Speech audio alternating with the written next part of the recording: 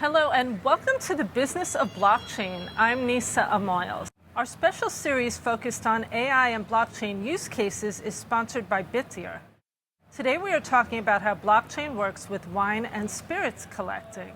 I'm joined by Todd Wiesel, founder and CEO of Baxus. Welcome, Todd. Thank you so much for having me. Thank you for being here. So the wine and spirits market is a $2 trillion asset class already and fraught with problems. What are some of those problems? I mean, when you go back, the oldest problem is just the opacity. It lacks a transparency. It's very difficult for someone who's new to the market to understand price discovery, value, authenticity, and provenance. And that really makes it difficult for wine and spirits to take off as, a recognizable institutional asset class. Okay, and so what about the fraud? Fraud is a huge problem. It's historically plagued both the wine and spirits markets.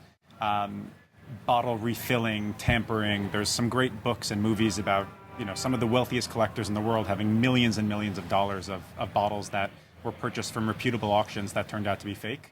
And every time you see a headline like this, the BBC just ran an expose on whiskey cask fraud in the United Kingdom. It scares people away. It makes it seem less and less trustworthy. And those are things that need to be resolved in order to really help accelerate that institutional adoption. So how can blockchain solve this? Well, blockchains, at its core is an immutable ledger, and that's so important when you're tracking and developing provenance, as well as price discovery and transparency. And that's a big part of what we do at Baxus, is making sure that all of these assets, all of these transactions are publicly visible to help eliminate that opacity and create that transparency to grow the industry. What is molecular authentication?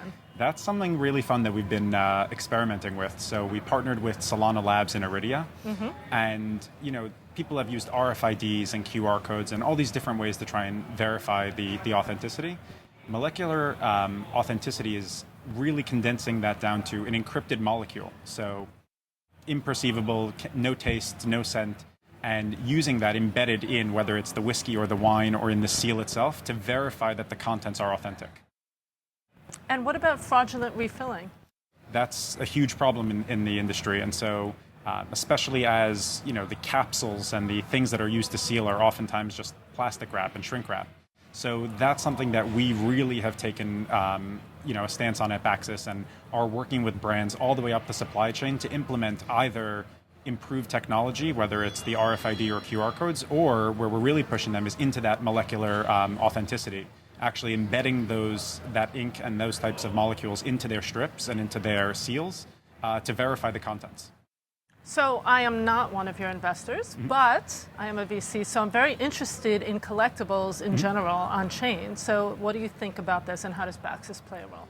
Yeah, I mean, the biggest thing that got me excited, I came out of the whiskey world, I traded, I collected, and I looked at the evolution of markets. We're here on the stock exchange and how stock exchanges improved. And when you go back to the 1600s, for a stock trade took 2 weeks to settle between Amsterdam and between London, and you look at a whiskey transaction now at an auction house, and it can take 2 months to settle. And the velocity of trading, the ability to speed things up to create that price discovery and expand markets is what grows markets. So when I look at collectibles, on-chain is the future, blockchain is the future for provenance, verification, authenticity, but also to be able to accelerate that velocity of trading so I can buy something and then resell that exact same bottle within a matter of minutes rather than it taking weeks and months or even years. So I'm the customer. Walk me through the journey with Baxus. Yeah, we prioritize simple. You log in with your email, you jump directly into the marketplace, you can check out using a credit card or crypto, search the bottles, look at the historical prices on those bottles. And then when you finished your transaction, you can vault it, use it in the DeFi ecosystem, resell it on the marketplace, or you can take physical possession. Okay, and what about for the seller? Is it different?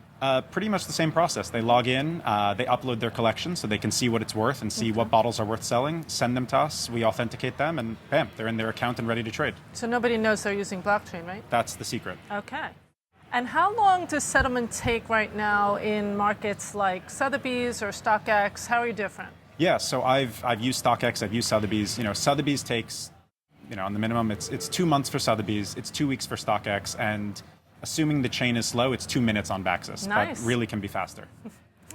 So how do tariffs affect you with what's going on? So it's really interesting because we see tariffs at different levels. You have brands that are overseas that are now, they accelerated the influx of product. So there's a very large cognac brand in France that was looking to do a limited edition release in the US later this summer, and they actually accelerated the process and shipped all of their bottles to Baxus.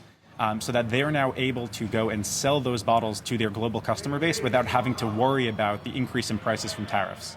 At the same time, Baxus users are opting to vault their bottles in Baxus because they can buy and trade these bottles on chain without ever having to take possession and ship them across borders, which can save them up to 100% on tariffs.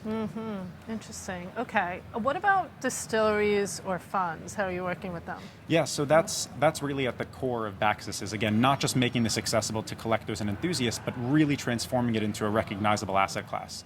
So distilleries are, when they produce a barrel of whiskey, you're basically looking at a bond. There's an aging curve, there's a maturation curve. We know what the end price and value will be, but it's really difficult. You need 10 years of patience to release a 10-year-old bourbon or single malt scotch.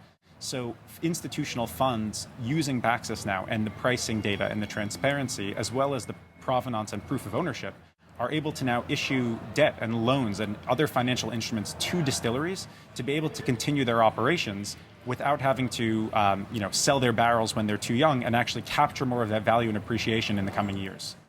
Yeah, speaking of old asset class, I think you had an anecdote about Jefferson? Yeah, so whiskey is America's original cryptocurrency. You had our first almost secession, Pennsylvania and Ohio in 1792. So when Hamilton was looking to fund the bank, his national bank, he put a tax on whiskey. And to the farmers, to them, that wasn't a tax on whiskey or a sin tax, it was actually a tax on their currency. Whiskey was their proof of work. They took their corn, they took their grain, they distilled it, and they preserved it and shipped it up and down the river as a means of trade.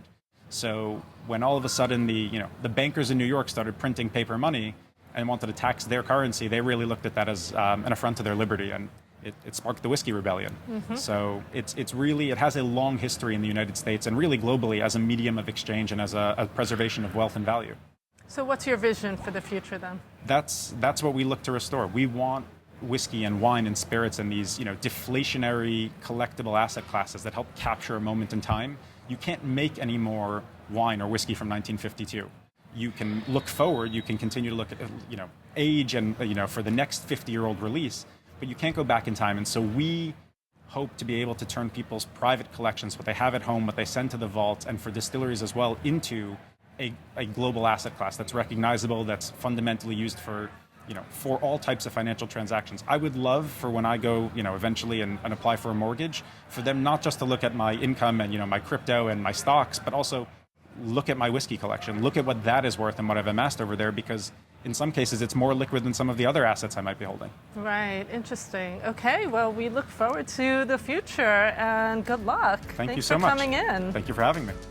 That's it for today's edition of The Business of Blockchain. Our special series focused on blockchain and AI use cases is sponsored by Bitdeer.